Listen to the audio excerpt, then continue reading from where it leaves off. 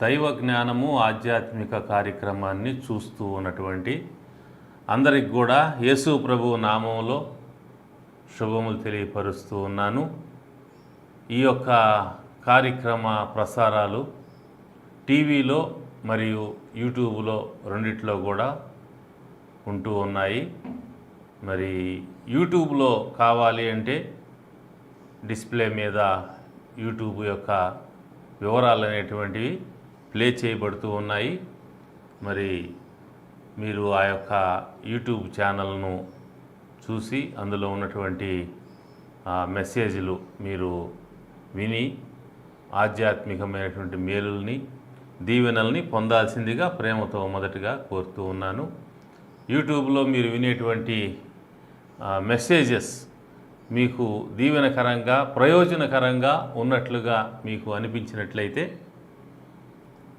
మీరు ఆ messages like చేయాల్సిందిగా, ఇతరులకు షేర్ చేయాల్సిందిగా, మరి కామెంట్ చేయాల్సిందిగా కోరుతూ ఉన్నాను. ఎందుకంటే యూట్యూబ్ యొక్క విధానము, అది స్ప్రెడ్ అయ్యేటువంటి విధానము మనం చేసే లైక్స్ మీద, మనం చేసే కామెంట్స్ మీద, మనం చేసే షేర్స్ మీద ఆధారపడి ఉంటుంది. కాబట్టి ఈ యొక్క సందేశాలు అనేక మందికి అందాలి అంటే మీరు వాటిని లైక్ చేయటము, షేర్ చేయటము, సబ్స్క్రైబ్ చేయటం చాలా అవసరమై ఉంది. కాబట్టి ఈ యొక్క సత్యాలు, ఈ యొక్క సందేశాలు అనేక మందికి అందించుట్లో భాగంగా మీరు కూడా పాలిభాగస్తులుగా ఉండాలని నేను కోరుతూ ఉన్నాను.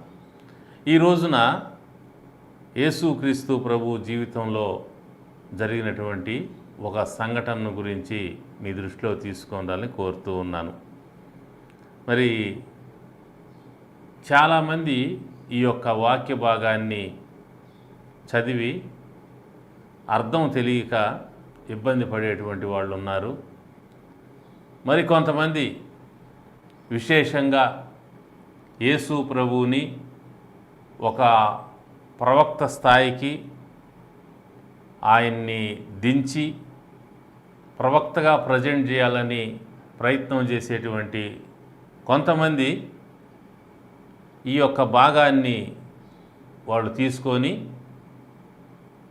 వాళ్ళదైనటువంటి అర్థాన్ని, వారి యొక్క నమ్మకాలకు అనుగుణమైనటువంటి అర్థాన్ని ఈ భాగానికి జోడించి యేసు ప్రభు దేవుడు కాదు, ఆయన మనిషి లేకుంటే ఒక ప్రవక్త అనేటువంటి విషయాన్ని ప్రజలకి అందిస్తూ ప్రజల్ని తప్పుదారి పట్టిస్తూ ఉన్నటువంటి పరిస్థితులు సమాజంలో ఉంటూ ఉన్నాయి. కాబట్టి ఈ భాగము చాలా కీలకమైంది. ప్రతి ఒక్కరూ జాగ్రత్తగా చివరి వరకు వినండి. విన్న తర్వాత అది మీకు ప్రయోజనకరంగా ఉంటే ఇతరులకు కూడా షేర్ చేయాల్సిందిగా కోరుతూ ఉన్నాను. మార్కు సువార్త 10వ అధ్యాయము 17వ వచనం నుంచి చదువుతాను, గమనించండి. మార్కు సువార్త 10వ అధ్యాయము 17 నుంచి.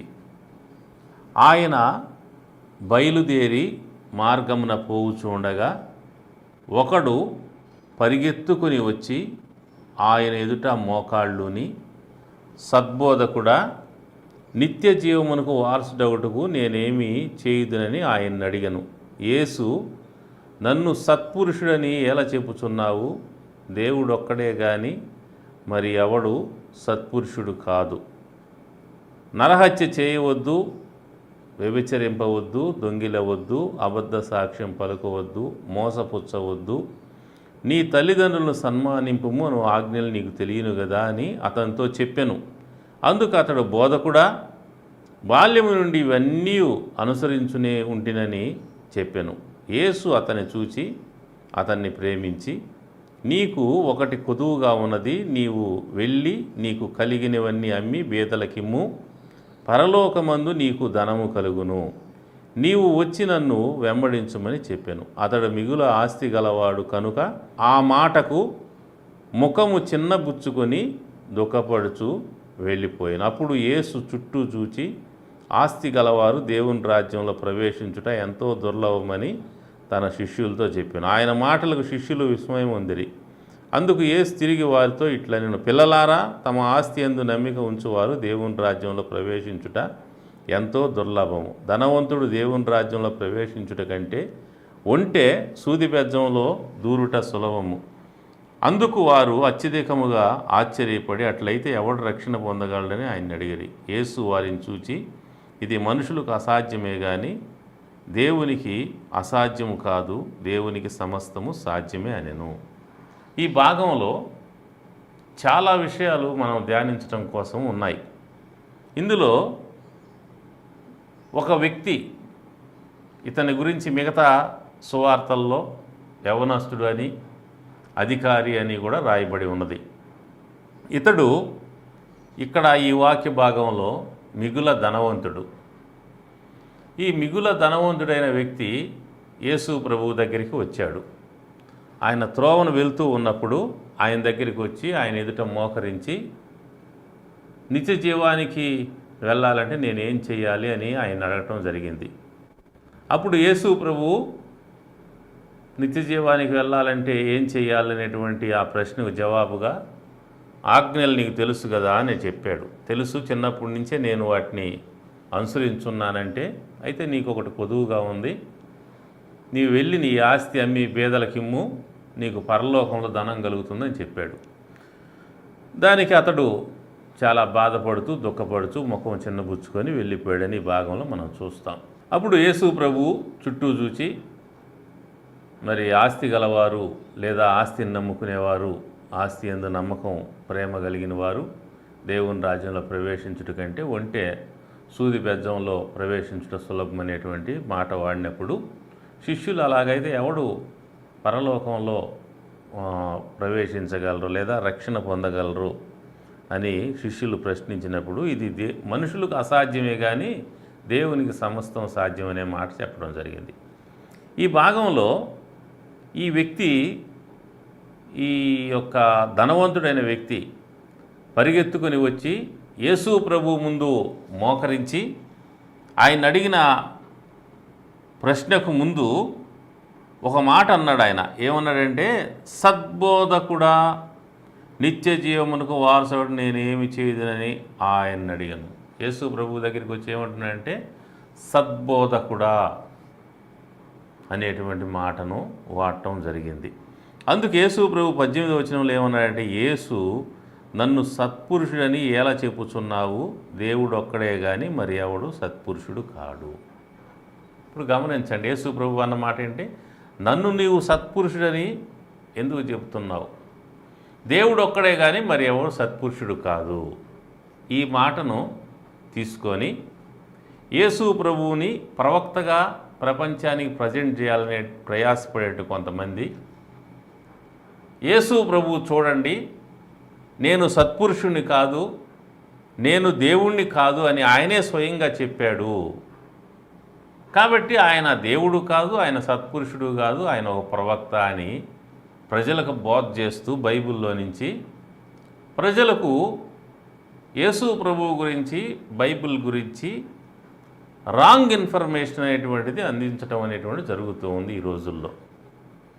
మరి ఇక్కడ మనం గమనిస్తే యేసు ప్రభువు నేను సత్పురుషుణ్ణి కాదు అనే మాట ఆయన వాడలేదు, నేను దేవుణ్ణి కాదు అనే మాట కూడా ఆయన వాడలేదు, కానీ వాళ్ళు వాడుతున్నారు దాన్ని.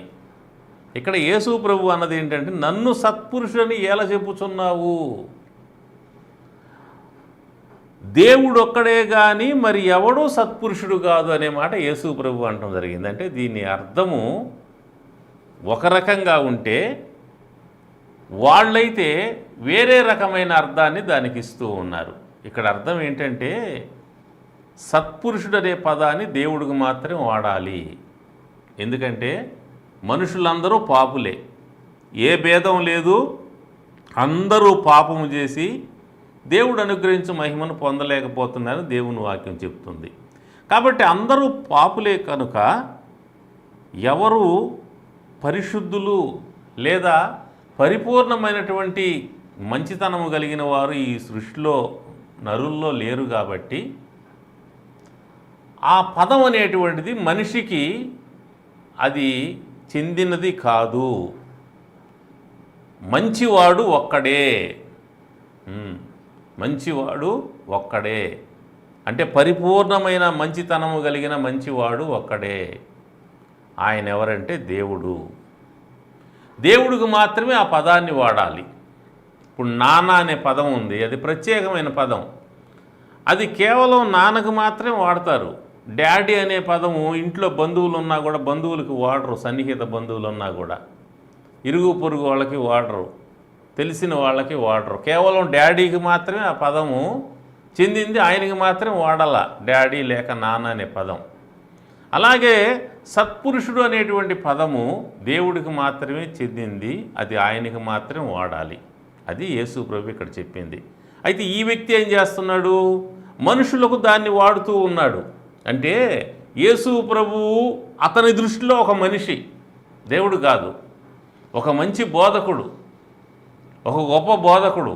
అందుకనే అతను 20వ వచనంలో ఇలా అంటాడు, అందుకు అతడు బోధకుడా బాల్యము నుంచి ఇవన్నీ అనుసరించిన నేను చెప్పిన బోధకుడా అంటున్నాడంటే యేసు ప్రభువుని అతడు దేవునిగా గుర్తించలేదు, ఒక బోధకుడు అనుకుంటున్నాడు. ఆనాడు ప్రజలు యేసు ప్రభువుని కొంతమంది ఏలియా అని, కొంతమంది ఇర్మియా అని, కొంతమంది బాప్తిస్మిచ్చి యోహానని, కొంతమంది ప్రవక్తల్లో ఒక ప్రవక్తగా ఉన్నాడని చెప్పి మత్తయి సువార్త 16వ అధ్యాయంలో ప్రజలు భావిస్తూ ఉన్నారని మనం చూస్తాం. ఈ వ్యక్తి ఇక్కడ యేసు ప్రభువుని బోధకుడని భావిస్తున్నాడు, కాబట్టి ఒక మనిషి అని భావిస్తున్నాడు. ఇప్పుడు యేసు ప్రభు అతన్ని కరెక్ట్ చేస్తున్నాడు. కరెక్ట్ చేయకపోతే ఏం చేస్తాడంటే దేవుడికి వాడాల్సిన ఈ పదాన్ని తీసుకుపోయి ప్రతి బోధకుడుకు వాడతాడు. అతను నానా అనే పదాన్ని తీసుకుపోయి ప్రతి మనిషికి వాడితే ఎలా ఉంటుందో సత్పురుషుడు అనేటువంటి ఈ పదాన్ని తీసుకుపోయి మనుషులందరికీ, బోధకులందరికీ, ప్రవక్తలందరికీ వాడితే ఆ విధంగా ఉంటుంది. కాబట్టి ఆ మాట దేవుడికి మాత్రమే వాడాలి అనేటువంటిది అతన్ని కరెక్ట్ చేస్తున్నాడు మొదటిగా. అంతేగాని నేను సత్పురుషుని కాదు, నేను దేవుణ్ణి కాదు అని యేసు ప్రభు ఎక్కడా చెప్పలేదు. అంతేకాదు యేసు ప్రభు తాను దేవుణ్ణని లేఖనాల్లో స్పష్టంగా చెప్పాడు. యోహాను సువార్తలో మనం గమనించినప్పుడు 10వ అధ్యాయము 30వ వచనం, నేను తండ్రియు ఏకమై ఉన్నామని వారితో చెప్పెను. నేను తండ్రి, నేను దేవుడు ఏకమై ఉన్నాము, మేమిద్దరము ఒక్కటే. అది యేసు ప్రభు చెప్పింది. తన డివినిటీ ఆయన నిరాకరించలేదు, క్లెయిమ్ చేశాడు. అందుకనే యూదులు ఏం చేశారు? యేసు ప్రభు దేవుడని చెప్పుకుంటున్నాడని ఆయన రాళ్లతో కొట్టి చంపడానికి ప్రయత్నం చేశారు. ఎందుకు మీరు రాళ్లతో కొడుతున్నారు? నేను ఏం చెడ్డ పని చేశాను, ఏ చెడ్డ పని నిమిత్తం నా మీదకి రాళ్ళు వేయటానికి మీరు ప్రయత్నం చేస్తున్నారంటే కింద వాళ్ళు 31వ వచనం నుంచి రాయబడింది ఈ విధంగా, యూదులు ఆయన్ను కొట్టవలని మరలా రాళ్ళు చేత పట్టుకొనగా యేసు తండ్రి యొద్ద నుండి అనేకమైన మంచి క్రియలను మీకు చూపితిని, వాటిలో ఏ క్రియ నిమిత్తం నన్ను రాళ్లతో కొట్టుదురని వారిని అడిగిన. అందుకు యూదులు, నీవు మనుషుడు అయ్యుండి దేవుడు అని చెప్పుకొనుచున్నావు. చూసారా, వాళ్ళకి ఏమర్థమైంది యేసు ప్రభు చెప్పిన మాట? నేను తండ్రి ఏకమై ఉన్నాము అనేటువంటి ఆ మాట అర్థమైందంటే నేను దేవుడు ఏకమై ఉన్నాం, మేమిద్దరము ఒకటే అనేటువంటిది ఆయన యొక్క సందేశం, ఆయన యొక్క మెసేజ్. అది వాళ్ళు జీర్ణించుకోలేకపోయారు, ఎందుకంటే ఆయన్ని మనుషునిగా వాళ్ళు భావిస్తున్నారు. అందుకని నువ్వు మనుషుడు అయి ఉండి దేవుడు అని చెప్పుకుంటున్నావు కాబట్టి నేను రాళ్లతో కొట్టి చంపడానికి రాళ్ళు తీసుకున్నావు అంటారు. ఇక్కడ గమనించాల్సిన విషయము, యేసు ప్రభు తాను దేవుడు అనేటువంటి విషయాన్ని స్పష్టంగా ఆయన తెలియజేశాడు. తర్వాత ఈ యొక్క 14వ అధ్యాయంలో, యోహాను సువార్త 14వ అధ్యాయంలో మనం గమనించినప్పుడు 9వ వచనం, యేసు పిలుపు, నేను ఇంతకాలం మీ వద్ద ఉండినను నీవు నన్ను ఎరుగవా? నన్ను చూచినవాడు తండ్రిని చూచి ఉన్నాడు, కనుక తండ్రిని మాకు కనపరచమని ఎలా చెప్పుచున్నావు? తండ్రి యందు నేను, నా యందు తండ్రియు ఉన్నామని నీవు నమ్మట్లేదా? శిష్యులతో అంటాడు, ఫిలిప్పుతో అంటాడు, పిలుపు తండ్రిని మాకు కనపరచు ప్రభువా, మాకు అంతే చాలంటే అతనికి ఇచ్చిన జవాబు, తండ్రి నేను ఏకమై ఉన్నామని యూదులతో చెప్పిన పిదప శిష్యుల దగ్గరికి వచ్చి తండ్రి యందు నేను, నా యందు తండ్రి, ఇద్దరము కూడా ఉన్నాము, నన్ను చూచిన వాడు తండ్రిని చూచి ఉన్నాడు. ఇంకింతకంటే గొప్ప స్టేట్మెంట్ ఏ ప్రవక్త ఇవ్వగలడు? ఏ బోధకుడు ఇవ్వగలడు? యేసు ప్రభువు మాత్రమే ఈ విధంగా చెప్పగలడు. ఎందుకంటే ఆయన తండ్రి అయిన దేవునిలో ఉన్నవాడు, దేవునితో ఉన్నవాడు. అందుకని యోహాను సువార్త 1వ అధ్యాయంలో ప్రారంభంలో అంటే ఆది యందు వాక్యము ఉండెను, వాక్యము దేవుని యొద్ద ఉండెను, వాక్యము దేవుడై ఉండెను. దేవుడు ఆయన ఆది యందు దేవుని యొద్ద ఉండెను, సమస్తం ఆయన మూలంగా కలిగి ఉన్నదేది ఆయన లేకుండా కలుగలేదు. కాబట్టి యేసుక్రీస్తు తాను దేవుడని స్పష్టంగా తెలియజేశాడు. కొంతమంది అడుగుతుంటారు, యేసు ప్రభు దేవుడని ఎక్కడని చెప్పాడంటే ఇదిగో ఇక్కడ చెప్పాడు. ఇంకా చాలా ఉన్నాయి కాబట్టి మనకి ఇది సమయం చాలదు కాబట్టి నేను ఈ 2-3 రెఫరెన్స్లు చూపిస్తూ ఉన్నాను. కాబట్టి యేసు ప్రభు తన దైవత్వాన్ని నిరాకరించడం అనేది జరగలేదు. మార్కు సువార్త 10వ అధ్యాయంలో ఆయన చెప్పింది ఆ పదాన్ని దేవుడికి మాత్రమే వాడాలి అనేటువంటి మాట చెప్పాడు తప్ప తాను దేవుణ్ణి కాదు అనే మాట ఆయన చెప్పలేదు. తాను సత్పురుషుణ్ణి కాదు అనే మాట ఆయన చెప్పలేదు. ఆ వ్యక్తి ఆ పదాన్ని ప్రతి ఒక్కరికి వాడేటువంటి ప్రమాదం ఉంది కాబట్టి అతన్ని కరెక్ట్ చేయడానికి ఆ మాట చెప్పాడు. మిగతా లేఖన భాగాలు గమనిస్తే తాను తండ్రి ఏకమై ఉన్నామని, ఆయన చూచిన వారు తండ్రిని చూచి ఉన్నారని, తాను దేవుడు అనేటువంటి విషయాన్ని ఆయన స్పష్టంగా ప్రజల మధ్య తెలియజేయటం జరిగింది. అయితే మరి నిత్య జీవాన్ని పొందాలంటే ఏం చెయ్యాలి అని అతను అడిగిన ప్రశ్నకు జవాబు ఏంటి? అతడు వచ్చి ఏమన్నాడంటే, నేను ఇదిగో చిన్నప్పటి నుంచి ఆజ్ఞలన్నీ పాటిస్తూ ఉన్నాను, ఇంకా నాకు కొదువేముంది? నిత్య జీవానికి పోవాలంటే నేనేం చేయాలి? నిత్య జీవానికి పొందాలంటే నేనేం చేయాలి అనే ప్రశ్న ఆయన అడిగాడు. అయితే నిత్య జీవము అనేటువంటిది మనం చేసే పనుల వల్ల దాన్ని సంపాదించే పనేది యేసు ప్రభు భూమి మీదకి రావాల్సిన అవసరం లేదు. అది ఎవరూ కూడా తమ శక్తి చేత, తమ భక్తి చేత, తమ క్రియల చేత దాన్ని పొందలేరు. దేవుని రాజ్యంలో స్థానం పొందాలి అంటే మొదట వ్యక్తికి తాను చేసినటువంటి పాపాల నిమిత్తమై పరిహారం జరగాలి, ప్రాయచిత్తం జరగాలి, అతని పాపాల నుండి అతను విమోచించబడాలి. అలా విమోచన జరిగితేనే దైవలోకంలో అతనికి స్థానం అనేటువంటిది లభిస్తుంది. దేవుని వాక్యంలో విమోచన అనేటువంటిది ఎంత కష్టమైందో, మనుషులకు ఎంత అసాధ్యమైందో మనకు కీర్తనల గ్రంథంలో కనపడుతుంది. కీర్తనల గ్రంథము 49వ కీర్తన మనం గమనించినప్పుడు 7వ వచనం నుంచి ఈ విధంగా రాయబడింది. ఎవడూ ఏ విధము చేతైనా తన సహోదరుని విమోచింపలేడు, వాడు కుళ్ళు చూడక నిత్యము బ్రతుకున్నట్లు వాని నిమిత్తం దేవుని సన్నిధిన ప్రాయచిత్తము చేయగలవాడు ఎవడూ లేడు. వారి ప్రాణ విమోచన ధనము బహు గొప్పది, అది ఎన్నటికీ తీరక అట్లుండవలసినదే. వారి ప్రాణ విమోచన ధనం బహు గొప్పది, విమోచన ధనం అది ఎన్నటికీ తీరక అట్లుండవలసింది. ఎవడూ కూడా ఏ విధంగా కూడా తన సహోదరుని విమోచించలేడు. ఎందుకంటే ఆ యొక్క విమోచన క్రయధనం అనేది బహు గొప్పది, మనుషులు ఎవరూ దాన్ని చెల్లించలేరు. అంటే మనిషి యొక్క విమోచనము మనిషి ద్వారా అసాధ్యము. ఏ మనిషి కూడా విమోచనం తేలేడు. ఏ వ్యక్తి ద్వారా కూడా పాప క్షమాపణ అనేటువంటిది, పాప విమోచనం అనేటువంటిది లభించదు. ఇది స్పష్టంగా దేవుని వాక్యం చెబుతుంది. అందుకనే దేవుడు భూమి మీదకి రావటం జరిగింది. యేసు ప్రభు భూమి మీదకి ఎందుకు వచ్చాడు? ఒక ఆయన ఒక సభలో మాట్లాడుతూ యేసు ప్రభు భూమి మీదకు మనుషుల పాపాలకు విమోచన తేవటానికి రాలేదు, పాప విమోచన చేస్తానని కానీ మనుషులకు రక్షణ కలిగిస్తానికి యేసు ప్రభు చెప్పలేదని ఒక అబద్ధ బోధ చేశాడు. బైబిల్లో ఎక్కడ లేదని అబద్ధ బోధ చేశాడు. ఇలాంటి అబద్ధ బోధకులు ఈ రోజున సమాజంలో విపరీతంగా పెరిగిపోతూ ఉన్నారు. సబ్జెక్ట్ లేనివారు, అర్ధసత్యాలు చెప్పేవాళ్ళు, అసత్యాలు చెప్పేవాళ్ళు, వాళ్ళే నాయకులుగా, బోధకులుగా, మత గురువులుగా ప్రజల చేత గుర్తింపు పొందేటువంటి పరిస్థితుల్లో, ప్రమాదకరమైన పరిస్థితుల్లో దుర్నీతి చేత దేవుని సత్యాన్ని అడ్డగించేటువంటి పరిస్థితులు పెరిగిపోతూ ఉన్నాయి. అయితే దేవుని వాక్యంలో యేసు ప్రభువు నేను ఈ లోకానికి విమోచన తేవటానికి రాలేదని చెప్పాడా అంటే అలా లేదు. ఎలా ఉందో చూడండి. ఇది మనుషులకు అసాధ్యమే కానీ దేవునికి సమస్తం సాధ్యమని చెప్పిన తర్వాత అదే అధ్యాయంలో మార్కు సువార్త 10వ అధ్యాయంలో యేసు ప్రభు అన్నాడు 45వ వచనంలో, మనుష్య కుమారుడు పరిచారం చేయించుకుంటూ రాలేదు కానీ పరిచారం చేయుటకు అనేకులకు ప్రతిగా విమోచన క్రయధనముగా తన ప్రాణం ఇచ్చుటకు వచ్చినను. యేసు ప్రభు తన యొక్క రాక యొక్క ఉద్దేశాన్ని చెప్తున్నాడు. నేను ఈ లోకానికి పరిచారం చేయించుకోవడానికి రాలేదు, పరిచారం చేయటానికి వచ్చాను. మరియు ఎందుకు వచ్చాను అంటే అనేకులకు ప్రతిగా విమోచన క్రయధనముగా నా ప్రాణాన్ని ఇవ్వటానికి వచ్చాను. ఎందుకంటే 49వ కీర్తనలో చూస్తున్నాం, ఎవ్వరూ కూడా ఏ విధము చేతైనా తోటి మనిషిని విమోచించలేరు, వారి నిమిత్తం దేవుని సన్నిధిలో ఎవడు కూడా ప్రాయచిత్తం చేయలేరు. వారి యొక్క విమోచన క్రయధనం బహు గొప్పది, అది ఎవరు తీర్చలేరు అనేది, అది అసాధ్యమని అక్కడ చూస్తున్నాం. మనుషులకు అసాధ్యం ఇది.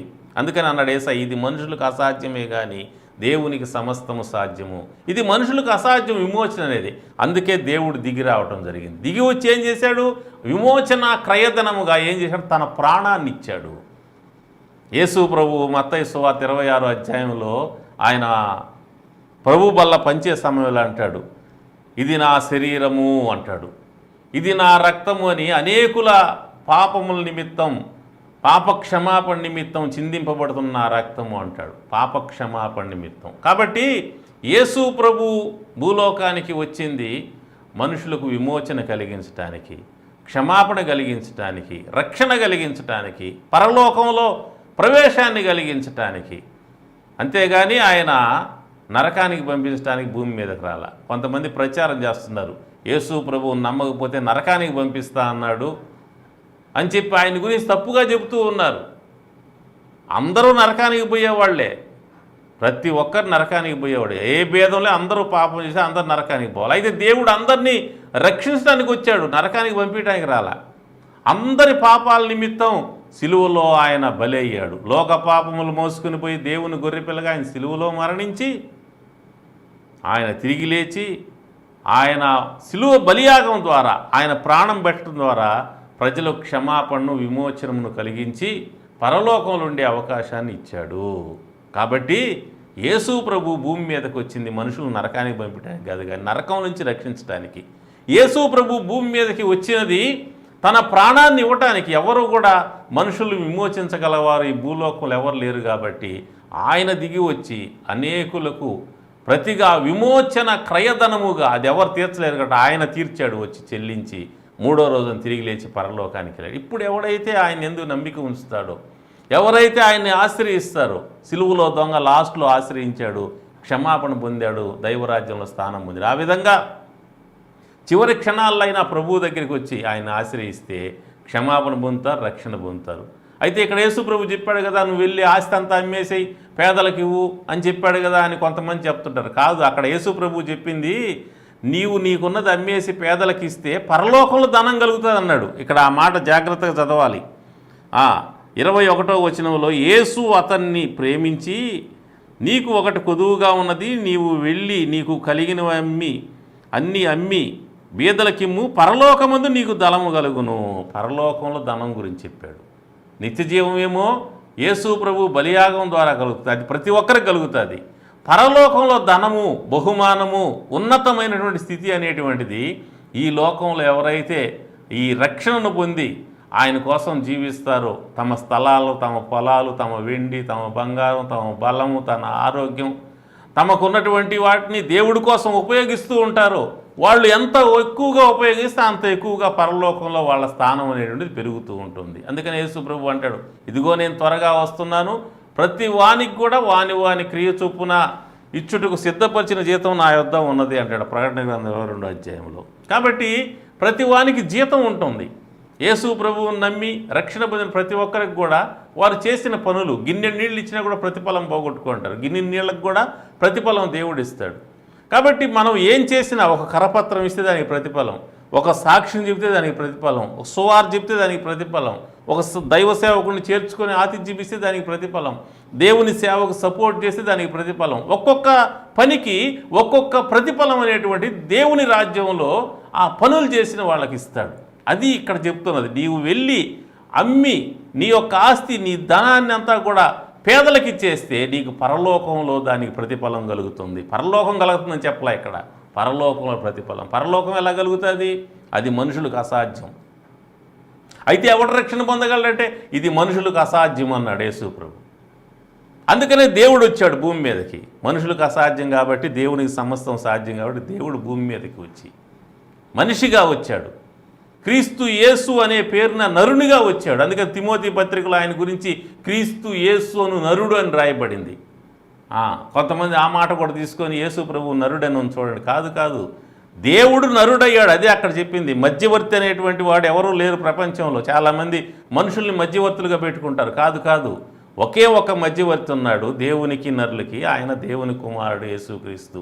తండ్రిలో ఉన్నవాడు, తండ్రితో ఉన్నవాడు, తండ్రిలో నుంచి మనుషుల రక్షణ కోసం వచ్చినవాడు, అందరి పాపం నిమిత్తం సిలువలో చనిపోయి తిరిగి లేచినవాడు. ఆయన మధ్యవర్తి. ఆయన దగ్గరికి వచ్చి ఆయనకు మొరపెట్టుకుంటే ప్రతి ఒక్కరికి కూడా ఆయన క్షమాపణ ఇస్తాడు. క్షమాపణ పొందిన వారు ఆయన కొరకు జీవిస్తే వారు పెట్టే ప్రతి రూపాయికి కూడా, వారు చేసే ప్రతి చిన్న పనికి కూడా పరలోకంలో వారికి బహుమానం. ఎంత పని చేస్తే అంత ఎక్కువ బహుమానం.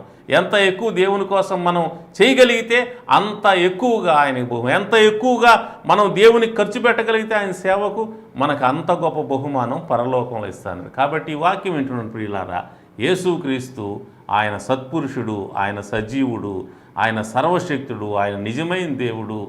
ఆయన మన పాపాల నిమిత్తం చనిపోయి తిరిగి లేచాడు. ఆయన ద్వారా మనందరి క్షమాపణ, పరలోకం అనేటువంటిది అనుగ్రహించబడ్డాయి. ఆయన దగ్గరికి వచ్చి ఆయన క్షమాపణను, ఆయన రక్షణ పొందాల్సిందిగా ప్రేమతో ఆహ్వానిస్తున్నాను. రక్షణ పొందినటువంటి వారు ఆయన కొరకు మిగిలిన జీవితాన్ని జీవించడం. ప్రభు వస్తున్నాడు త్వరగా. ఇదిగో నేను త్వరగా వస్తున్నా అన్న చెప్పిన ఆ మాట ఈరోజు నెరవేరబోతూ ఉంది. రాకడ సమీపంలో ఉంది కాబట్టి వచ్చే లోపల మీరు ఆయన కోసం ఏం చేయగలరో, ఎంత చేయగలరో మ్యాక్సిమం ఆయన కోసం చేయండి. ఆయన వద్ద బహుమానం పొందండి. ప్రభువు మిమ్మల్ని, మీ కుటుంబాలు దీవించునుగాక. ప్రార్థన చేస్తాను. ప్రేమ కలిగిన తండ్రి, ఈ వాక్యం విన్న అందరినీ దీవించండి. జ్ఞానాన్ని, దైవిక జ్ఞానాన్ని అందరికీ దయచేయండి.